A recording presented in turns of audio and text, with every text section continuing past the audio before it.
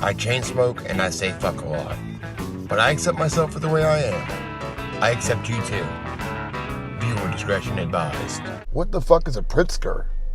Well, before we get on to that, check this out. Rusty Shackleford is still down at Little St. James filming, and I guess the workers don't like it too much. Watch this guy.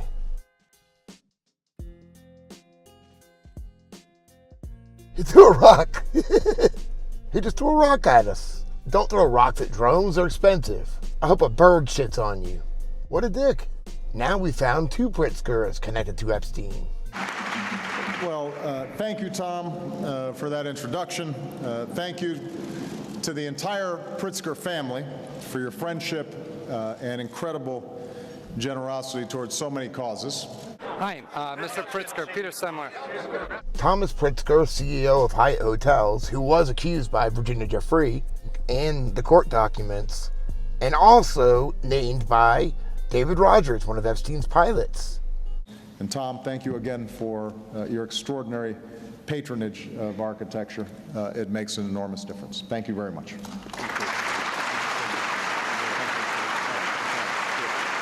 Thomas's second cousin, Nicholas, was at the billionaires' dinner, sitting right next to Epstein, looking like chums.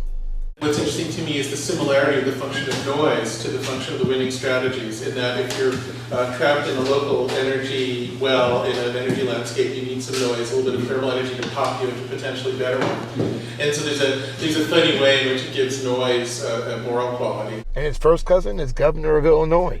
Thomas Pritzker, who I believe, if I'm reading your family tree, is an older cousin of yours, he was implicated in the documents that came out over the weekend saying that he had solicited Jeffrey Epstein as a member of the Pritzker family. That little cupcakes and shit. Step down as Hyatt CEO. First of all, I was unaware if he knew Jeffrey Epstein at all, and as you know, I do not. At this moment, I just say that I think that justice needs to be pursued here. There, of course, were some terrible things that were alleged here that Jeffrey Epstein seems to have done. And so I hope that the justice system will pursue the allegations that were made to the fullest extent of the law and make sure that the victims get the justice that they deserve. His other first cousin, born James Pritzker, now Jennifer, is the first transsexual billionaire. I really don't care if anybody's transsexual, that's up to them. But when you start pushing it on kids, it's a different story. From Fourth Wave Now, a community of parents and others questioning the medicalization of gender atypical youth. Follow the money. Trans billionaire makes new $1 million grant to Chicago Pediatric Transition Clinic. $1 million to help kids transition. Why would you do that? July 11, 2016. How did it happen so fast? That's what so many of us keep wondering. The complete saturation of the media, government policy, school systems, psychology, and medicine with unwavering promotion of the notion that people can change sex, with or without medical transition. A societal upheaval this big doesn't happen without a lot of funding, and the money has been flooding into the medical clinics, summer camps, and every other conceivable outpost of the Transgender Child Initiative, with a seeming acceleration in the last 2 or 3 years.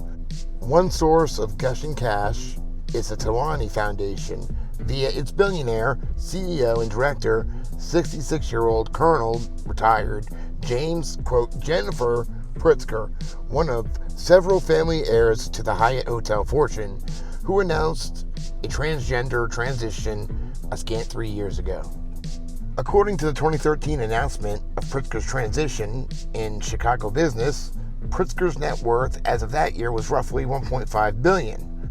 The article mentions Pritzker's philanthropic work, including efforts to include transgender people in the military, Pritzker's investment and real estate ventures, but nothing about child transition.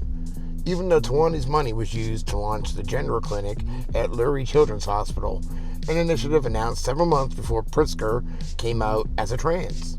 Oddly enough, the current website for the Tawani Foundation still, in 2016, makes no mention of that group's ongoing philanthropic donations to the cause of transgendering children. All we see are military charities, military history, and a few museums. Even under the grant guidelines, not accepting inquiries at this time, and grant history sections, there is no mention of the sizable amount of Colonel Pritzker's high hotel fortune that has been devoted to the cause of transgender children. The annual report section stops in 2012, the year before Pritzker's transition was publicly announced.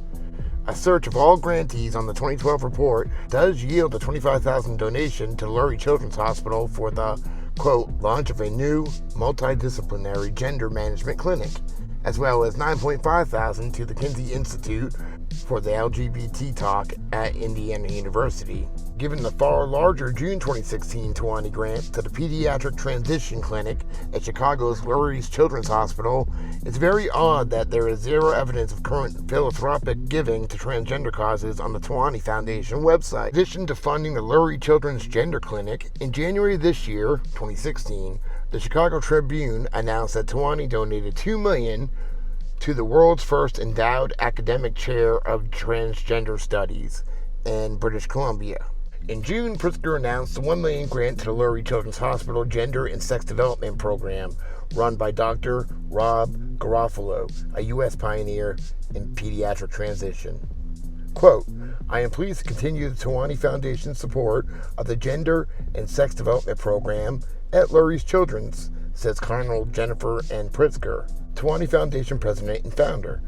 The team at Lurie Children's has done an excellent job of initiating and developing a program of local and national significance. Yet, there remains a compelling need for expanding access and developing comprehensive service for gender non-conforming children and transgender youth.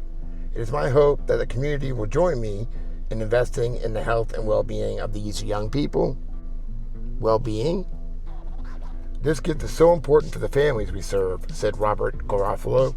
Colonel Pritzker had the incredible foresight to invest seed funding in our program, and I've been proud to shepherd its growth. We are now a national leader serving a diverse patient population of gender, nonconforming, and transgender youth from across the Chicago area and an increasingly broader regional reach. One online Chicago news outlet dispensed entirely with the term transgender in announcing Pritzker's big donation to the Lurie Clinic. Chicago, the world's wealthiest transgender person, is backing a big fundraising campaign for nonconforming patients at Lurie Children's Hospital. Nonconforming patients? If they're nonconforming, why are they patients in the first place at a clinic? That will help them conform to the opposite sex. Nonconformists don't need hormones and surgeries to help them conform to sex stereotypes, do they?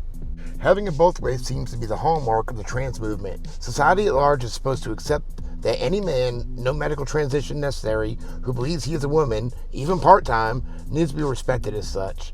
Yet, we should all also be celebrating the idea that children, as young as 12, should be put on cross-sex hormones or have double mastectomies at 14. We're supposed to accept that some girls have penises, but at the same time, that teens absolutely need to permanently alter their bodies with hormones and surgeries as early as possible. We got Thomas Pritzker, accused in the Epstein documents by Virginia Giuffre. We got Nicholas Pritzker, videotape sitting right next to Jeffrey Epstein. We got J.B. Pritzker, governor of Illinois, and Jennifer Pritzker, giving millions of dollars to a children's hospital to change their gender. That's fucked up. Excuse me, it's ma'am. It is ma'am. Fucking stoned.